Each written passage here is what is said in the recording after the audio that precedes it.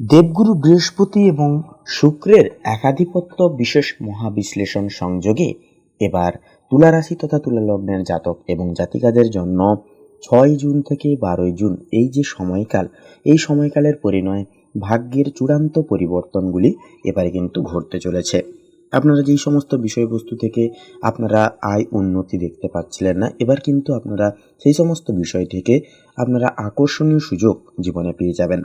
কারণ শুক্রের স্থিতি আপনাদের ক্ষেত্রে কিন্তু খুবই গুরুত্বপূর্ণ থাকতে চলেছে, গুরুত্বপূর্ণ সংযোগে স্থিতিলাভ হতে চলেছে, যার কারণে সুদূর প্রসারী ব্যবস্থা এবং জীবনের উন্নতি এবারে কিন্তু আপনারা জীবনে উন্মোচিত করে চলতে পারবেন। তো বন্ধুরা, আপনারা যদি তুলা রাশি তথা তুলা লগ্নের জাতক কিংবা যদি জাতিকা হয়ে থাকেন, তবে আজকের এই পর্বটি শুরু থেকে শেষ পর্যন্ত দেখতে ভুলবেন না।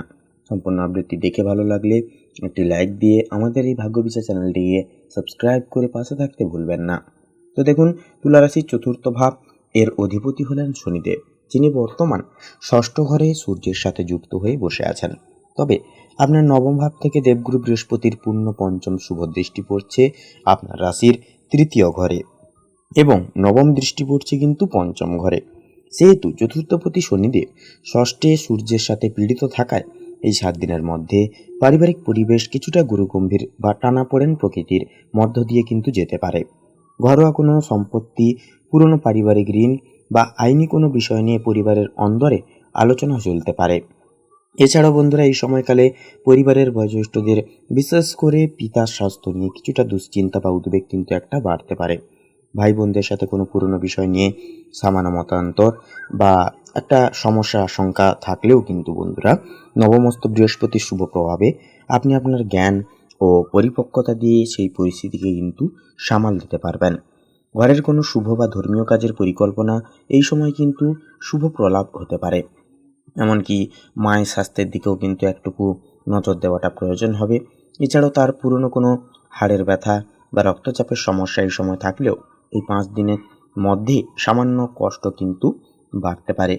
পারিবারিক শান্তি বজায় রাখতে এই 7টি দিন ঘরে ছোটোখাটো বিষয়কে বড় আকার দেবেন না।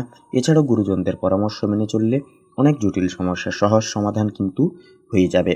এরপরে কথা বলবো তুলারাশির প্রেম জীবনের ক্ষেত্রে। দেখুন, তুলারাশির জাতক জাতিকাদের জন্য এই 6 থেকে 12 জুনের সময়কালটি প্রেম ও দাম্পত্যের ক্ষেত্রে এক অনন্য এবং অত্যন্ত মধুর সময় হতে চলেছে। কারণ আপনার রাশির অধিপতি শুক্র স্বয়ং সপ্তম ভাব অর্থাৎ দাম্পত্য সম্পর্কের ঘরে অবস্থান করছেন। এর পাশাপাশি নবমস্ত বৃহস্পতি আপনার পঞ্চম ভাবকে পূর্ণ দৃষ্টিতে কিন্তু দৃষ্টি দিচ্ছেন।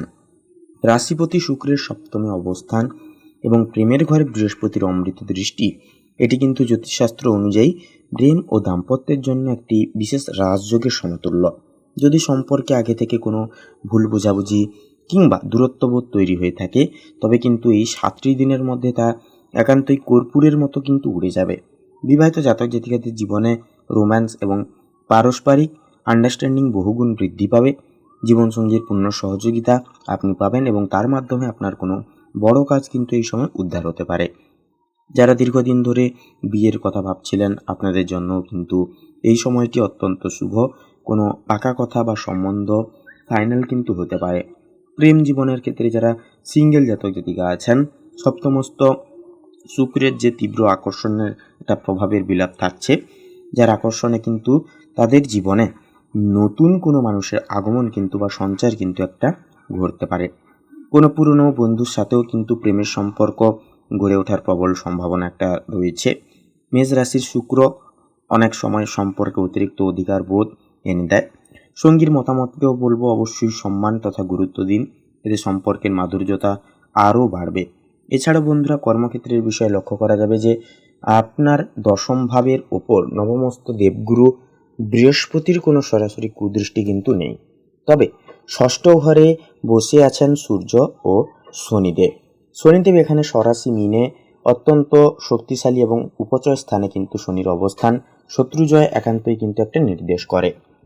ষষ্ঠ ঘরে সূর্য শনির সহ অবস্থান কর্মক্ষেত্রে এক অদ্ভুত পরিস্থিতি তৈরি করবে। এটিকে শত্রুহন্তা যোগ বলা হয়ে থাকে। অর্থাৎ কর্মক্ষেত্রে আপনার বিরুদ্ধে যদি কোনো ষড়যন্ত্র বা রাজনীতি চলে, তবে এই 7টি দিনের মধ্যে আপনি কিন্তু আপনার প্রতিভা দ্বারা অর্থাৎ প্রতিভার দরুন কিন্তু সেই সমস্ত শত্রুদের পরাজিত করে বিজয়ী আনবেন বা বিজয় লাভ করবেন। এছাড়াও চাকুরিজীবীদের জন্য কিন্তু এই সময়টি কঠোর পরিশ্রমের হবে। অফিসে কাজের চাপ এক ধাক্কায় অনেকটা দ্বিগুণ পরিমাণে কিন্তু বেড়ে যেতে পারে। বস বা উচ্চপদস্থ কর্মকর্তারা আপনার কাজের উপর কড়া নজর রাখবেন। শনি ও সূর্যের সংঘাতের কারণে সহকর্মীদের সাথে কিছুটা মনোমালিন্য কিন্তু একটা ঘটতে পারে। এছাড়া বলবো বন্ধুরা, একান্তই যে আপনার কাজের পারফরমেন্সের কারণে বস আপনার প্রশংসা করতে কিন্তু এই সময় প্ররোচিত হবেন তথা বাধ্য হবেন। যারা সরকারি চাকরি বা প্রশাসনিক পদের জন্য চেষ্টা করছেন, আপনাদের জন্য কিন্তু এই 7 দিন অত্যন্তই গুরুত্বপূর্ণ কোনো খবর নিয়ে আসতে পারে জীবনে। এছাড়াও বলবো বন্ধুরা, ব্যবসায়ীদের জন্য সময়টি অত্যন্ত চমৎকার হবে, কারণ সপ্তম ভাবের বসে আছেন কিন্তু শুক্রদেব। খুচরো ব্যবসা, গ্ল্যামার, বস্ত্র প্রসাধন কিংবা সামগ্রী কিংবা পার্টনারশিপ ব্যবসায় লাভের পরিমাণ কিন্তু এই সময় যথারীতিভাবে একটা বৃদ্ধি পাবে। সেহেতু নতুন কোনো ক্লায়েন্টের সাথে দীর্ঘমেয়াদী চুক্তি সই হতে পারে। এছাড়াও বলবো বন্ধুরা, আপনার ভাগ্যভাব বা নবম ঘরে বসে আছেন ধনের কারক গ্রহ দেবগুরু বৃহস্পতি, সেহেতু এবং আপনার রাশির মালিক শুক্র কিন্তু সপ্তমে বসে আপনার নিজের রাশিকে কিন্তু সম্পূর্ণভাবে দৃষ্টি প্রদান করছেন। নবমে বৃহস্পতির উপস্থিতি ইঙ্গিত দিচ্ছে যে এই 7টি দিনে আপনার ভাগ্যের জেরে ধন আগমন ঘটবে, অর্থাৎ কম পরিশ্রমেও কিন্তু বড় কোনো আর্থিক লাভ বা সুযোগ আপনার সামনে চলে আসতে পারে। আর্থিক ক্ষেত্রটি অত্যন্ত বলবো সুরক্ষিত।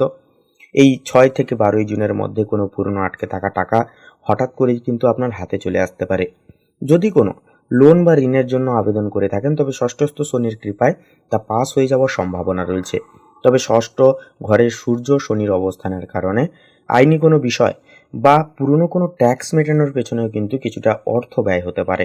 মেষ রাশির শুক্র আপনাকে কিছুটা বিলাসী করে তুলবে, যার ফলে নিজেকে সাজগোজ বা জীবনসঙ্গীর জন্য উপহার কেনার পেছনে খরচ একটা কিন্তু হতে পারে, যা আনন্দের হবে। শেয়ার বাজারে বলবো বা দীর্ঘমেয়াদী কোনো স্কিমে বিনিয়োগ করার জন্য এটি একটি উপযুক্ত সময় হবে, তবে ফাটকা বা লটারিতে অতি লোভে বড় টাকা ঢালবেন না। এছাড়া তুলারাশির পঞ্চম ভাব এর ওপর নবম ভাব থেকে দেবগুরু বৃহস্পতির পূর্ণ নবম অমৃত দৃষ্টি রয়েছে, সেহেতু শিক্ষার্থীদের জন্য এই 7টি দিনের সময়কালটি এক কথায় অসাধারণ এবং অত্যন্ত শুভ পরিণয় হতে চলেছে। সেহেতু বিদ্যার কারক গ্রহ বৃহস্পতির দৃষ্টি পঞ্চম ভাবে থাকার কারণে আপনার মনোযোগ, একাগ্রতা এবং স্মৃতিশক্তি বহুগুণ বৃদ্ধি পাবে। এছাড়াও যারা উচ্চশিক্ষা বা গবেষণামূলক কাজের সাথে যেনারা যুক্ত, আপনাদের জন্য কিন্তু এই সময়টি নতুন কোনো দিশা এনে দেবে। শিক্ষাক্ষেত্রে শিক্ষকদের পূর্ণ সহযোগিতা আপনি পাবেন। যারা প্রতিযোগিতামূলক পরীক্ষার জন্য প্রস্তুতি নিচ্ছেন, আপনাদের জন্য ষষ্ঠস্থ শনি মহারাজ এক চরম আশীর্বাদ। তিনি আপনাকে দিয়ে কঠোর পরিশ্রম করিয়ে নেবেন এবং পরীক্ষায় সাফল্যের পদও কিন্তু প্রশস্ত করবেন। ষষ্ঠস্থ সূর্যের কারণে মাঝে মধ্যে মনে হতে পারে যে সিলেবাস অনেক বড়, যা সাময়িক মানসিক চাপ দিতে পারে, তবে আত্মবিশ্বাস বলবো হারাবেন না। বৃহস্পতির কৃপায় আপনার ফল কিন্তু ভালো হবে। এরপরে তুলারাশির জাতক জাতিকাদের জন্য স্বাস্থ্যের দিক থেকেও কিন্তু এই 7 দিনের সময়কালের অত্যন্ত সংবেদনশীল এবং সতর্ক থাকার মতো ক্ষেত্র হলো একান্তই কিন্তু আপনার স্বাস্থ্য, কারণ আপনার ষষ্ঠ ভাবে বসে আছেন সূর্য ও শনিদেব। জ্যোতিষশাস্ত্রে ষষ্ঠ ঘরে সূর্য শনির শত্রুতা শরীরের রোগ প্রতিরোধ ক্ষমতাকে কিন্তু কিছুটা দুর্বল করে দেয়। সূর্য আমাদের শরীরের জীবন শক্তি ও হাড়ের কারক, আর শনি হলো দীর্ঘমেয়াদী রোগ ও অলসতার কারক। সেহেতু বলবো বন্ধুরা, একান্তই এই 7 দিনে তুলারাশির মানুষজনদের চোখের সমস্যা, পেটের গোলমাল এবং ক্লান্তি দেখা দিতে পারে। মীন রাশি জলতত্ত্বের রাশি হওয়ায় ঠান্ডা লাগা, কফ বা অ্যালার্জি মতো সমস্যা মাথা চাড়া দিয়ে উঠতে পারে। যাদের উচ্চ রক্তচাপ বা পিঠে ও পায়ে বাতের ব্যথা আছে, আপনাদের এই দিনগুলোতে একটুকু বেশি কষ্ট পেতে হতে পারে। এই দিনগুলোতে বাইরের অতিরিক্ত তেল মশলাযুক্ত খাবার সম্পূর্ণ বর্জন করুন। গাড়ি চালানোর সময় অত্যন্ত সতর্ক থাকুন। এছাড়াও কোনো তাড়াহুড়ো করবেন না। শরীরকে হাইড্রেটেড রাখতে প্রচুর জল খান। তো এছাড়াও বলবো বন্ধুরা, আপনাদের ক্ষেত্রে আপনাদের প্রতিকার হিসেবে বলবো কিছু উপায় এই দিনগুলোর শুভত্ব ভাবকে আরও বাড়াতে এবং ষষ্ঠস্থ সূর্য শনির নেতিবাচক প্রভাব কাটাতে প্রতিদিন সকালে সূর্যদেবকে তামা বা কাঁসার পাত্রে অবশ্যই জল অর্পণ করুন। এছাড়াও শনিবার কোনো অসচ্ছল মানুষকে সামান্য সর্ষের তেল বা কালো তিল দান করলে সমস্ত বাধা বিপত্তি কেটে যাবে। এই পয়েন্টগুলো ধরে আপনি যদি এইভাবে এগোতে পারেন, বলবো বন্ধুরা, সময়টি কিন্তু আপনাদের ক্ষেত্রে অনেকটাই সংবেদনশীল এবং গুরু প্রকৃতির ভাবে কিন্তু কাটবে। তো আজকের এই পর্বটি এই পর্যন্ত। পর্বটি ভালো লাগলে একটি লাইক দিয়ে আমাদের এই ভাগ্য বিচার চ্যানেলটিকে সাবস্ক্রাইব করে পাশে থাকতে ভুলবেন না। এছাড়াও কমেন্টে অবশ্যই শ্রদ্ধা ও ভক্তি প্রতিবেদনটা একটিবার লিখে যাবেন। ওম নমঃ শিবায়, হর হর মহাদেব। আপনারা ভালো থাকুন, সুস্থ থাকুন, সচেতন থাকুন। নমস্কার।